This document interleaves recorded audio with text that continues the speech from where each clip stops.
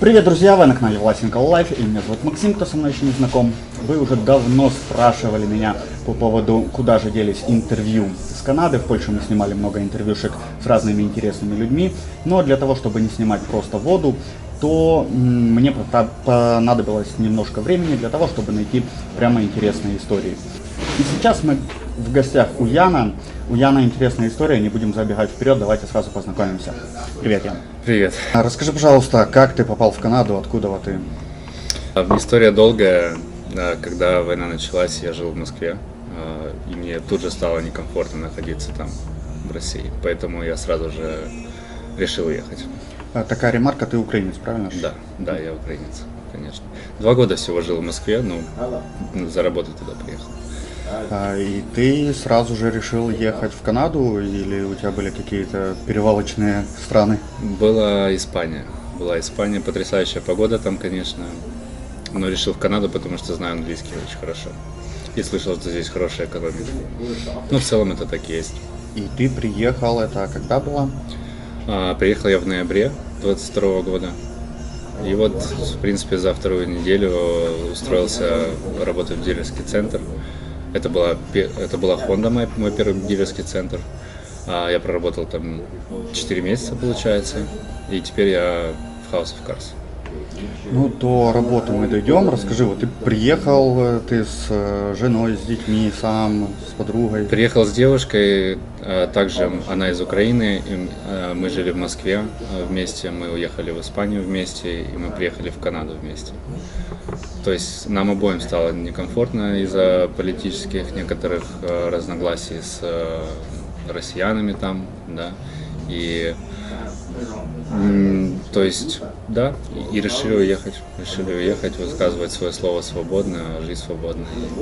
Никаких не было проблем пересекать границу с Россией? На то время еще они выпускали нормально? Не было, да. То есть с России выпускали нормально, то, что я призывник, никак это не отказалось, то есть не отзывалось ни на чем. И почему ты выбрал Калгари? У тебя здесь есть какие-то друзья, знакомые, или просто пальцем в небо, или ты анализировал города, в какие ехать? Анализировал, конечно, но прежде всего это провинциальная Таксас. То есть здесь, я так понимаю, дешевле всего жить по всей Канаде. Это неплохой город остается по каким-то рейтингам мировым.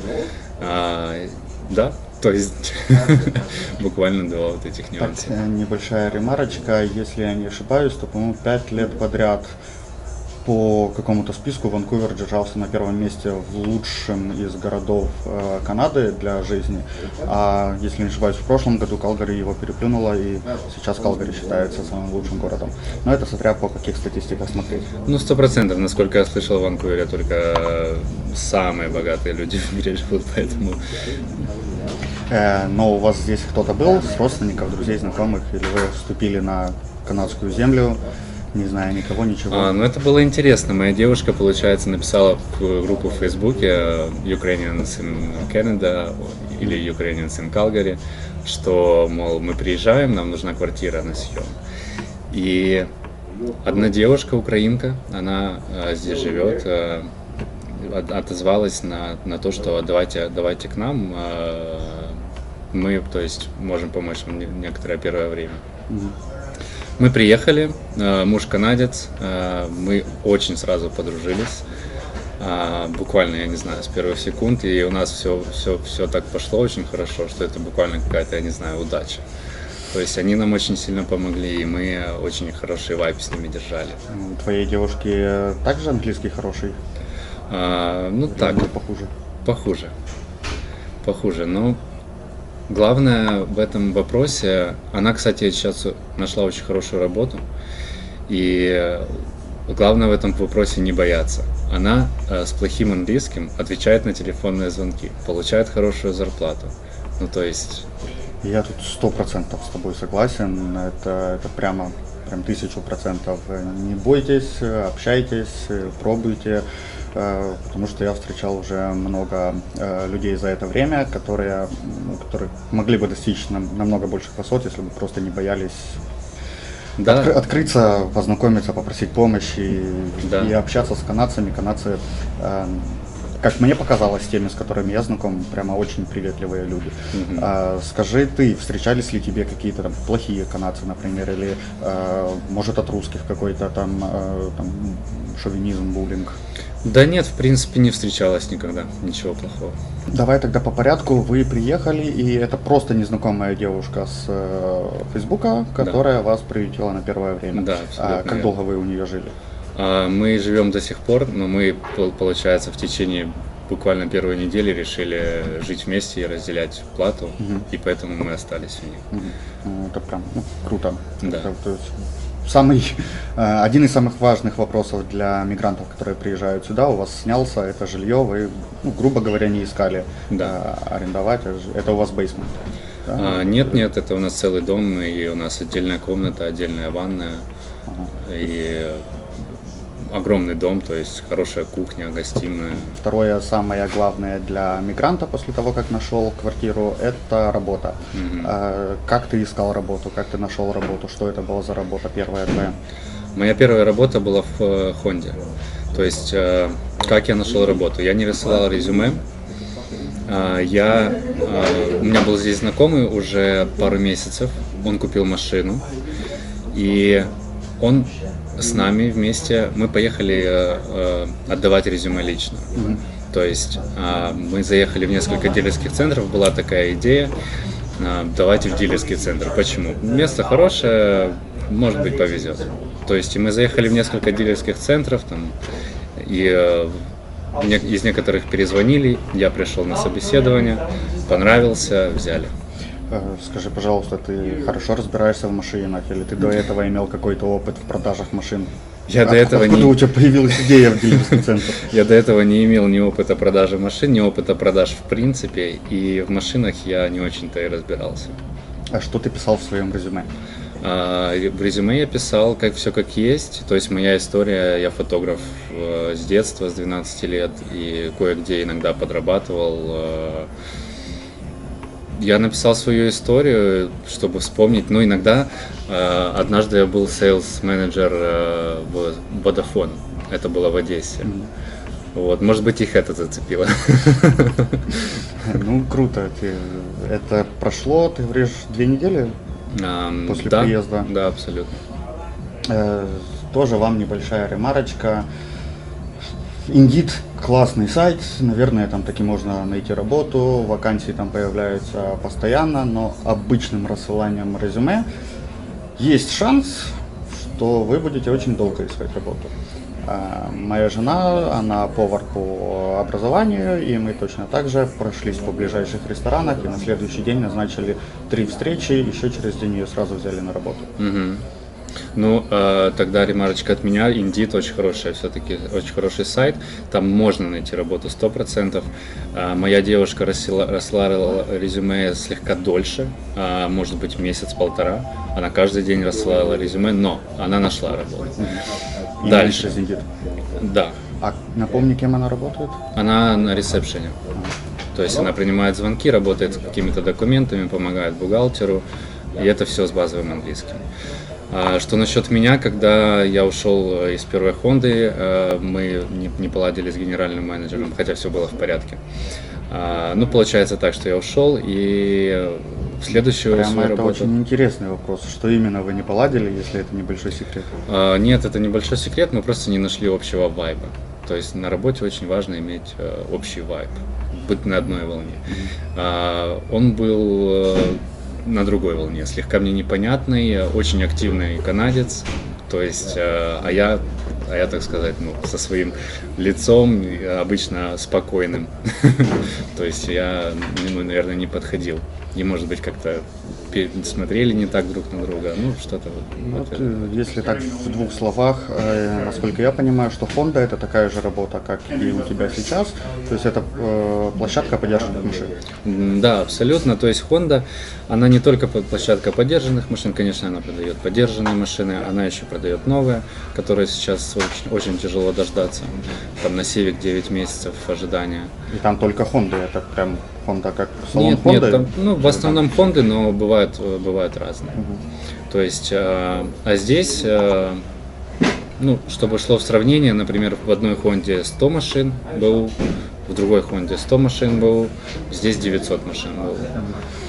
Ну, давай все-таки по порядку. Ты понял, что тебе не нравится работать на Хонде, так как ты не находишь общий язык с начальством. Ты уходил уже куда-то, зная, или ты ушел и опять раздавал резюме? Как ты устроился сюда?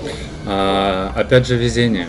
То есть я ушел, раздавал резюме на Indeed, кстати, и через, наверное, день мне перезвонили из нескольких компаний: Chrysler, Ford, House of Cards, и я посмотрел, что у них есть, что они предлагают, что они могут предложить для украинцев, и поэтому я выбрал House of Cards, потому что у них большой инвентарь и лучше цены, то есть намного лучше. Сколько прошло времени между уходом с Honda до House of Cards? Неделя. Неделя, как я после уходов из Honda решил отдохнуть и полежать на диване, поиграть в Xbox. И день после того, как я решил начать подавать резюме на Indeed. Это действительно так часто бывает. Кто особо не ищет работу, тому она быстро приходит. Да, ну, может быть, у меня хорошее резюме. То есть, наверное, я бы рекомендовал украинцам писать резюме грамотно. Ты сам делал резюме или тебе делали? Да, я в принципе делал сам, мне немножко корректировал человек, который занимается резюме. Потом, то есть некоторые ошибки, некоторые там обязанности он добавлял, но в целом это не сложно. Есть, по-моему, билдеры, есть люди, которые в принципе могут с этим помочь. Я рекомендую очень большое внимание обратить на резюме. Возможно, где-то приврать. Ты делал прямо по вот этим канадским правилам резюме? Или ты делал по своих правилах? По канадским, без фотографий, насколько я слышал, хотя я вижу уже много резюме с фотографиями на самом деле. Вот этот вопрос меня интересует. Если все делают по одних и тех же правилах, то, возможно, как раз выйти с этих правил тебя выделит с этой общей группы людей, и на тебя как раз больше обратят внимание, если добавить туда фотографию там, или еще что-то, какие-то цветочки. Да, возможно. Я думаю, это зависит от работодателя в первую очередь, то есть от его восприятия этого мира, да. Если он консервативный, то тогда он будет рассматривать резюме, смотреть на опыт, как это, в принципе, написано во многих блогах и тому подобное, насколько они там смотрят на буквы, да, а не на, в принципе, оформление и тому подобное. Но, например, я бы иногда добавлял фотографию. Я думаю, это, в принципе, здесь не запрещено, потому что, опять же, к моей девушке на работу приходила дама, которая с фотографией, она канадка, и ничего страшного. Ну, я так бы больше бы даже думал. Может, у меня еще эти стереотипное мышление, но если бы я выбирал девушку на ресепшн, то кроме того, что хорошее качество написано в резюме, наверное, мне бы важно было еще и внешность, так как это лицо ресторана, да, отеля. Возможно, конечно. И так дальше. Так же, впрочем, так как и у тебя, ты тоже как лицо этой фирмы. Да. Ты скажи, ты в этом House of Cards сколько уже работаешь? 3-я неделя. И что входит в твои обязанности? В мои обязанности входит, в принципе, найти людей, помочь им с выбором машины, помочь им с платежами, то есть подобрать платеж под их нужды, подобрать машину под их нужды, в первую очередь, потому что, в принципе, можно хотеть Феррари, но не нужно Феррари сейчас. Я тоже хочу Феррари, но мне оно не нужно сейчас. Например, седан это или джип, да? Многие думают, что здесь нужен трак или джип, но это на самом деле не обязательно. С зимней резиной, с all-wheel драйвом, даже седан там будет ездить по этим зимним дорогам. И очень много таких нюансов по машине, и очень много нюансов по платежам, по финансированию, которые, в принципе, я вот подсказываю, как что происходит в Калгари. Ты говоришь по поводу платежей. То есть правильно ли я понимаю, что человек, только приехавший в Канаду, может сразу же обратиться к тебе и купить себе бэушное авто, а платежи это он может взять просрочку? Кредит. Да. И насколько дается этот кредит, как быстро это оформляется все? Дается он до окончания срока действия work permit. Поэтому я бы рекомендовал как можно быстрее ступить на этот шаг, потому что машина здесь это очень важно. Это страна машин, как и страна С кредитов. тобой полностью согласен. То есть первое, что меня здесь впечатлило, когда я приехал, да, я не разбирался в машинах до этого, но когда я приехал сюда и понял, как устроен общественный транспорт, как устроено вообще здесь это в Калгари, я сразу же купил машину, потому что без нее здесь невозможно. Какие есть нюансы между, когда ты берешь с рук и когда ты берешь в дилершипе? Что лучше, на что обратить внимание при выборе автомобиля? У меня есть моя история. Первая моя машина была из дилерского центра, из большого дилерского центра в Калгари. Я покупал ее буквально $5500. Это такую машину не найдешь, в принципе, в дилерском центре. Почему не найдешь? В дилерском центре я уже понял слегка позже, потому что она через месяц сломалась. My car кырдык, как было в фильме. Она через месяц сломалась на 2600. Это было по моей дилерской скидке 2600, то есть так 3600. А потом оказалось, я не разбиравшийся в этом, я думал, все хорошо, я беру из дилерского, значит все должно быть чики-пики. К сожалению, это не так. Потом оказалось, что они продают эту машину as it is. Это значит, что как она пришла, так она и уйдет. Без никаких проверок, без никаких ремонтов, все как есть. И в этом была моя ошибка, то есть я этого не знал, я купил, мне понравилась она внешне там, и все такое, я купил, и через месяц я остался без машины. И мне не на чем ездить на работу, это дополнительная трата на Uber, то есть это совершенно ненужная трата. То есть если человек сейчас хочет купить авто, то он может обращаться к тебе, и ты ему конкретно скажешь, как ему не наступать на эти грабли, которые наступал ты. Да, абсолютно верно, абсолютно верно. Вот этими хочу поделиться. Расскажи, пожалуйста. В первую очередь нужно быть уверенным в машине. То есть, если не уверен в машине, берешь с рук, то можешь взять за такой бюджет, да, даже как я. Большой пробег, какие-то скрытые проблемы и все и тому подобное. То есть это очень, в принципе, опасно. Опять же, есть, допустим, 5000, да, на машину. Можно купить, в принципе, машину за эти деньги, но как долго ты на ней проедешь? Проедешь ли ты на ней так долго, как планируешь? Это большой вопрос. Поэтому, беря машину в дилерском центре слегка подороже, она не встанет тебе завтра на 4-5 тысяч условно, даже на 2-3. То есть, это большие деньги, даже 1000, да? Когда ты уже рассчитываешь на одну сумму, ты уже, планируешь свои следующие шаги. Встанет ремонт на 1000, ты останешься без машины, тебе придется брать Uber, тебе придется отвозить ее в ремонт, тебе придется ждать эту машину, тебе придется тратить дополнительные деньги, которые ты не планировал тратить. Вот в чем проблема. И это меня очень подкосило на самом деле в тот момент, когда встал. А вы свои машины где берете? Они приходят от посетителей, от наших кастомер, от наших как будет кастомер? Клиентов, да. Они приходят от аукционов, они приходят от, в принципе, очень разных мест.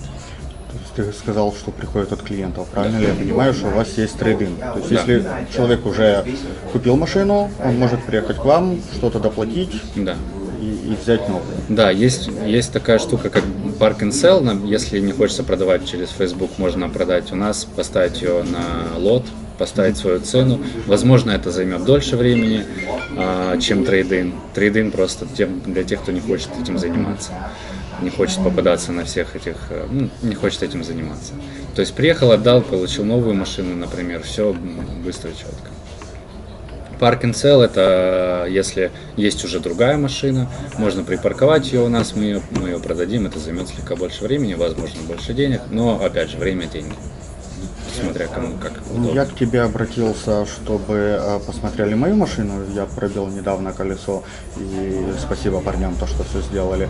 У вас есть СТО или это чисто для своих СТО? Нет, конечно, это для всех СТО.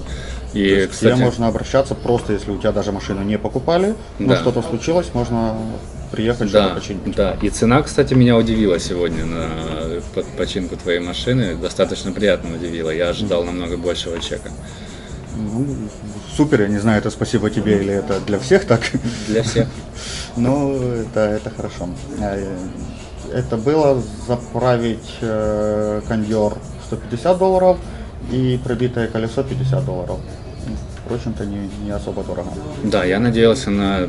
То есть не то, что надеялся, я ждал $400 за все. Я думаю, в больших дилерских взяли бы больше. Намного больше, потому что, цены там космос. Ну и у тебя уже есть опыт, ты проработал как минимум в 2 таких дилерских центрах. По твоему мнению, чем House of Cars лучше, там, чем другие дилерские центры? И есть ли возможность, там, например, у тебя лично помочь купить там машину в Honda, так как у тебя там были связи, или в каком-то другом, я так понимаю, что их много? Да, я в принципе могу помочь и в Honda купить, и в каких-то других дилерских центрах. Какая разница между большим, например, дилерским центром и таким маленьким, я не знаю, видно ли на камеру офис, в котором мы находимся. Это не огромное здание, которое нужно обслуживать, не персонал, который, я не знаю, ходит в костюмчиках, хотя это не важно. То есть обслуживание здания, я считаю, очень дорогое. Там инструменты, запчасти, все оригинальные, дорогие. Я считаю, на первых порах, поскольку мы только приехали, не стоит настолько прям вкладываться, потому что здесь нужно найти работу, некоторое время освоиться, понять, что крепко стоишь на ногах, и тогда уже можно покупать машину. Машину мечты, то есть какую-то дорогую, о которой мечтал всегда. Почему House of Cars? Потому что цены здесь дешевле, чем в больших дилерских центрах. Можно найти машину под бюджет, можно найти машину, в принципе, выше бюджета. Есть машины и за 50-60 тысяч, и за 100-200, то есть неважно. Чем отличается дилерский центр House of Cars от больших дилерских центров? Да, по моему опыту ничем, потому что большие дилерские центры, так же как и House of Cars, имеют СТО, мастеров, которые делают, в принципе, одну и ту же работу. Есть у вас какая-то гарантия, то, что не возьмешь машину и на следующий день она станет кардык? Такого никогда не случалось.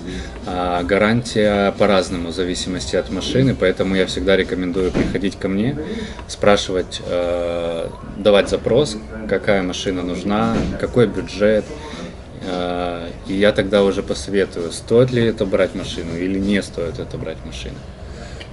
Если мне нужен, например, конкретно там Prius, а его сейчас нету у вас в автопарке, есть ли такая возможность заказать и подождать, чтобы вы там нашли этот автомобиль? Да, в принципе, у нас есть оптовые покупатели, wholesalers, это называется на английском, которые могут, в принципе, поискать, заказать машину, если она есть, если есть такая вообще на рынке. Есть понимание плюс-минус, сколько это занимает, насколько быстро вы можете найти там какую-то определенную модель?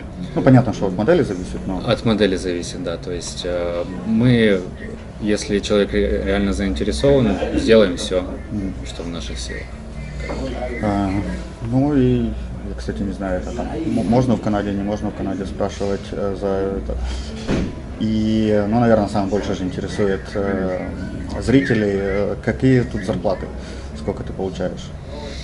Я получаю немного здесь, у меня есть зарплата, некоторая я получаю немного, то есть не какие-то там 5 тысяч, да, 6 тысяч на данном этапе, то есть поскольку я в принципе здесь новенький, я не надеялся сразу же на какие-то золотые горы.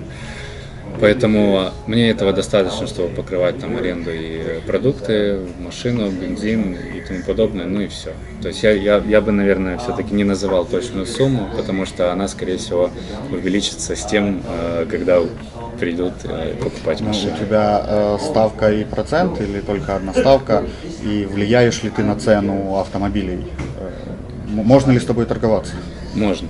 Торговаться можно, у меня ставка и процент. Круто, мне очень нравится то, что у вас, ну я так пересмотрел те ценники, которые есть, то действительно машины достаточно недорогие. Ну, такой просьбой я понимаю, что может это тебе надо с начальством где-то как-то согласовать. Если кто-то с моих подписчиков будет обращаться к тебе по какому-то там определенному промокоду, мы его там напишем где-то вот здесь, на что они могут рассчитывать, как минимум на тебя на сервис, чтобы знали, но может быть что-то можешь сделать по деньгам, я думаю, это будет приятным бонусом. Ну, как минимум, на сервис от меня могут рассчитывать, потому что я человек, в принципе, который в продажах раньше не был задействован, и я не собираюсь становиться этим самым вот, берите, главное избавиться. То есть я бы очень хотел помочь тем людям, чтобы не наступали на мои грабли, чтобы покупали хорошие машины. Я всегда поделюсь историей машины, которая известна, в принципе, только в наших кругах, которую знают менеджеры, к которым она пришла, то есть все нюансы. Гарантия есть, можно приобрести дополнительно, если машина новая, она идет с заводской гарантией, она, естественно, будет заводской, можно приобрести дополнительно. То есть, в принципе, мы этого не боимся, правильно? Потому что, репутация есть репутация, уже много лет на рынке, 12 дилеров. А в самой страховой я просто подскажу, какая страховка лучше. То есть брокер, мой знакомый, который абсолютно себе ничего не берет и находит самые лучшие Супер. цены. Ну, давай покажи, какие ж у вас есть вообще тут машинки. Машинок много, около 800-900 машин под любой бюджет и любые нужды. То есть, естественно, есть недорогие машины. Сегодня хочу прокатить тебя на одной из дорогих машин, красивых. Hyundai Palisade. Подожди. Правильно я понимаю, что вот эти все машины, все можно приехать и сразу за один день купить? Да, абсолютно. Можно приехать, прокатиться, посмотреть, выбрать машину, которая подойдет. Можно будет выбрать машину, которая подойдет под бюджет, под нужды, вообще любую. То есть, мы всем помогаем, это наша работа. Супер, круто. Ну, давай прокатаемся. Прокатимся.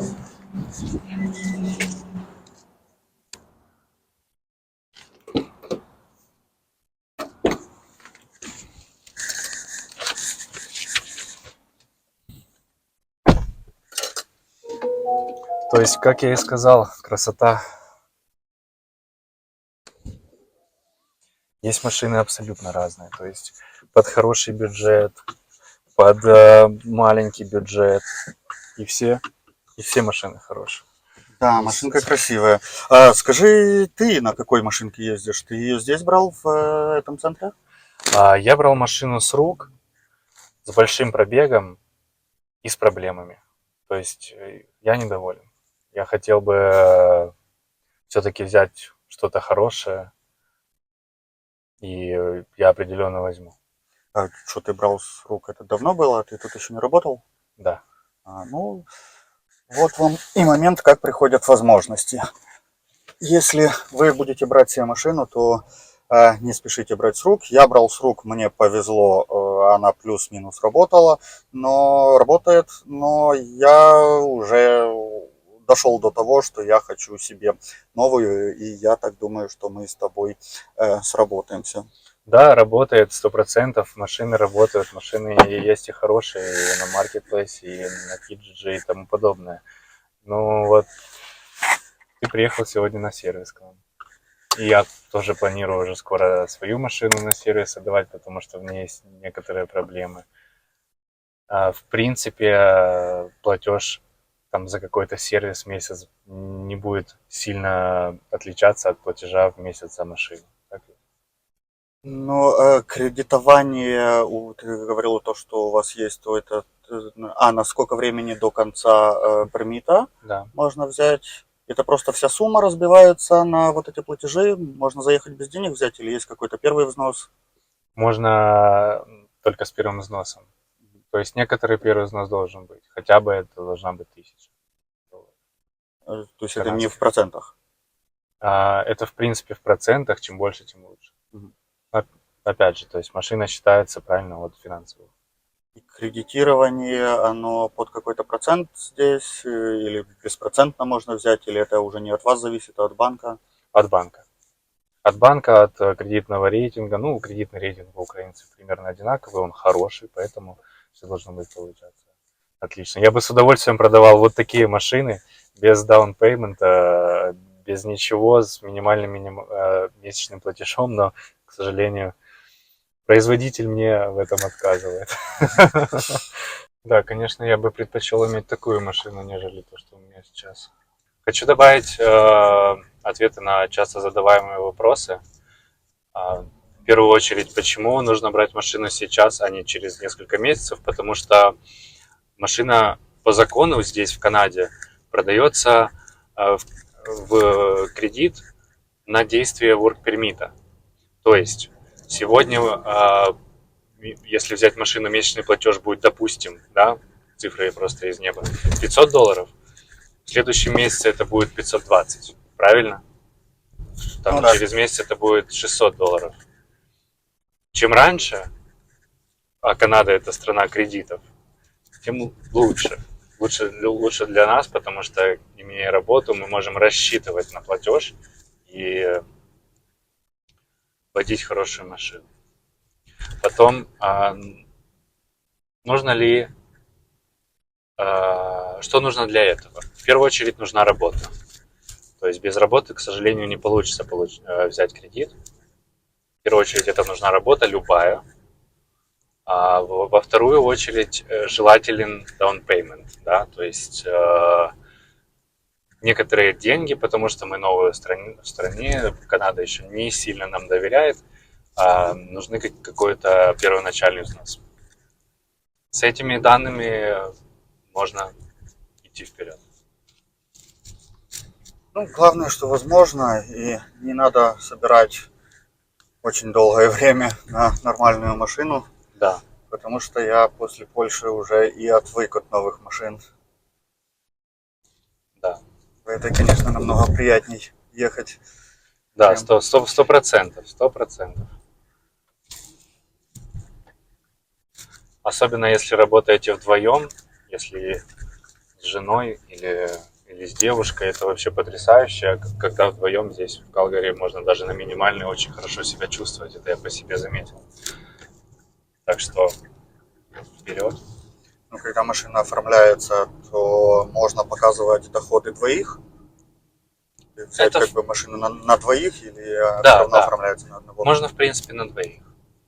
Тогда шансы на большую стоимость автомобиля увеличиваются. Ну и на одного тоже большие, на самом деле. То есть можно и на одного. Ну, я в Польше, когда брал себе машину, ну, я новую в лизинг брал, то на физлицо прямо очень-очень тяжело давали. И я свою оформлял на фирму, в фирме запрашивали доходы за несколько лет, хоть там и миллионные обороты, и все равно я свою Тойотку ждал полгода. Ну, сначала что-то месяца 2, пока одобрили лизинг, потом полгода, пока она приехала. Ну, знаю то, что в Штатах просто физлицо может прийти и оформить себе в лизинг как новую, так и БУ. Я так понимаю, что в Канаде точно так же, да? Да, как в Канаде, как и в США, но я чисто от себя не вижу смысла лизинга, потому что в конце, когда лизинг закончится, у вас ни денег, ни машины. Почему лизинг так популярен в компаниях? Потому что, ну, представьте себе, вы открыли бизнес. Вам нужна машина, например, для 20 сотрудников. И у вас нет там стольких денег, да, чтобы купить машины. Поэтому вы их берете в лизинг. Потому что мало ли что завтра. Вдруг бизнес провалится, вдруг что-то. Вы просто платите помесячно, потому что у вас помесячный доход и помесячно рассчитана сумма. В этом и суть, как мне кажется. Ну, тут я тебе немножко подправлю, по крайней мере, как я брал это в Польше, то я брал с правом выкупа за 1%. Ну, то есть через 5 лет здорово. машина остается мне. Не, ну за 1% возможно хорошо в Польше, но здесь такого нету. Здесь можно право выкупа есть, оно, конечно же, есть, но будет очень дорого в конце выкупить. Ну, говорится, it's up to you. Может быть, вы видите какие-то преимущества в лизинге, хотелось бы, может быть, даже услышать, узнать что-то новое. Да, напишите в комментариях, лучше машину брать в кредит, в лизинг или за наличку, как вы думаете. Я прошу людей, которые смотрят это видео, в принципе, не бояться обратиться ко мне, потому что иногда я смотрю видео, честно, на ютубе, и иногда я думаю, ого, блин, ну это наверное, типа как-то где-то далеко от меня, то есть тяжело потрогать. На самом деле нет. Я здесь, я в Калгари, я рядом, я готов помочь. Кстати, такой вариант. Меня многие, кто смотрит, они еще не в Канаде, только собираются переезжать. И вот первый момент, если они едут не в Калгари, можно ли тебе написать, чтобы ты подобрал там, например, в Торонто машину? Я так понимаю, что у вас есть эти филиалы в других странах. Ну, с этим я бы, наверное, этим не занимался. Я ожидаю очень большой поток здесь, в Калгари, поэтому, наверное, пока я бы этим не занимался. И второй вопрос, если человек еще там, но он хочет приехать, и чтобы сразу с аэропорта сесть на машину, ну, я так понимаю, то, что кредит пока ему будет недоступен, но за наличку он уже может себе взять. И который хочет, там, например, какую-то там определенную модель, или зарезервировать с тех, которые есть, или же чтобы нашли какую-то новую, то можно точно так же тебе написать. Там, за неделю вы это все порешаете, и человек приезжает с аэропорта, едет сразу к тебе, и его машинка уже будет ждать. Да, в принципе, можно и так, конечно. Главный тут вопрос в том, что в любом дилерском здесь нужно ждать, когда машину якобы подготовят все документы и тому подобное. Поэтому в первую очередь, если вы хотите так, то будьте готовы мне довериться, потому что удаленно придется заплатить за машину, уже какой-то внести платеж. Ну, физический адрес-то у вас есть, так что я думаю, что найти не тяжело вас. Да, и юридически тоже, поэтому плюс, если уже так захочется, нужно оформить будет страховку, либо взять у кого-то тарелку, эту номерной знак. Но это я, в принципе, могу помочь. Ладно. Если будет такой запрос, то да, я помогу. Ну, это супер, и кто располагает деньгами и хочет себе нормальную машину сразу, то вариант прямо очень классный, потому что мы машину купили на какой-то 4-й или 5-й день нахождения в Канаде, а за этих 5 дней мы потратили на такси сумасшедшее количество денег, сделать эти все документы, поехать найти дом, чтобы снять, и, ну, все равно по разным делам старались экономить как могли, но это все равно затратно. Такси здесь не дешевое. Да, действительно так. То есть я вижу, на самом деле, может быть, я ошибаюсь, может быть, без машины хорошо и комфортно, но точно не для меня. Я не вижу себя здесь без машины абсолютно. Ну, если жить в даунтауне и работать в даунтауне, ну, это еще куда ни шло. Если вы в нормальном районе, то это без машины тут нельзя. Куда ни шло, но это же тоже свобода передвижения. Можно поехать на ту же вечеринку к друзьям в Банф, я не знаю. Ну, это круто, и я тебе желаю взять машину своей мечты. В целом, конечно, да. Когда будешь ездить уже на Феррари, то позовешь, прокатимся. Обязательно, 100%. Свое слово я держу, теперь придется позвать, блин. Ладно, спасибо тебе за это интервью. И под самый конец скажи, может, тебе какая-то нужна помощь в Канаде вообще или по этой работе? И какую ты помощь, ну, кроме там подбора машин, можешь предоставить моим подписчикам? Ну, в принципе, пока что в помощи не нуждаюсь, разве что в психологической, как и, наверное, все мы. Шучу, только я. Я буду рад просто новым знакомствам, новым лицам. Мы тогда какой твой контакт сможем оставить? Facebook, Instagram, Абсолютно любой. Телефон. Абсолютно любой, Инстаграм, телефон, Facebook. Или напишите мне в личку, я тогда передам. И по всем вопросам, по которым ты сможешь помочь как минимум с автомобилями, то ты сможешь подсказать. Да, абсолютно. Ну, еще я фотограф. Part-time, то есть вторая моя профессиональная деятельность. Это ты в Москве занимался этим? Да. Да, в Москве и в Украине как здесь есть ездил на пост, все. потому что несколько фотографов ко мне обращались и спрашивали, как здесь в Канаде, насколько это востребовано. Ну, ведь это зависит от человека. Если на самом деле, так же, как и от профессии, чтобы начать что-то, нужно быть хорошим человеком. Как-то так.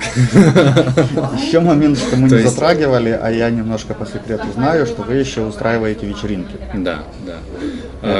Касаемо фотографий, у меня уже было пару съемок, пару заказов, поэтому все возможно. Ну, на всякий случай, сколько это стоит, или это тоже все индивидуально? Все индивидуально, но это, да, индивидуально. Если кому-то надо фотосессия, то можно тоже тебе по этому вопросу писать. Да, да, в зависимости от того, портрет это для Тиндера, либо love story для семейного альбома, это будет разные вещи. Круто, я так думаю, что это тоже иногда востребовано. Особенно, я не знаю, насколько я сам не сижу там, но, боже, как соцсеть для поиска работы. LinkedIn? Да, особенно для LinkedIn, отфоткать, чтобы были нормальные фотографии, если ты Да, в какой-то 100%. сфере, то ну, Бизнес-портреты очень популярны, кстати, очень Фотографии популярны, важно. много заказов было. Да, да. ну или для Тиндера. как Или бы, для да. Тиндера, ну, кто один приезжает, тот должен выделяться. И давай под конец пару слов про вечеринки. Что это за вечеринки, как вы это устраиваете? Иногда просто устраиваем посиделки на природе, либо вечеринки в доме, либо вечеринка на крыше скоро будет. Ну и, может быть, что-то еще придет в голову. И поэтому мы зовем людей. Так что приходите, познакомимся, пообщаемся. Сейчас уже немножко потеплело, просто очень много работы сейчас у меня занят. Но я, как и обещал, мы обязательно, кто уже в Канаде, попытаемся сделать какую-то встречу мигрантам, пересечемся, сколлаборируемся с другими блогерами и попробуем встретиться, перезнакомиться, потому что социальные связи – это одно из самых важных. Если не мы, то нам тут никто не поможет, хотел бы сказать, хотя мне именно канадцы достаточно много во всем помогли поначалу. Мгм. Да, да, очень много помощи. Хорошо, рад был тебя видеть, рад был познакомиться. Давай, вам пока, как обычно, лайк, подписка на канал и до встречи в следующих видео. Пока!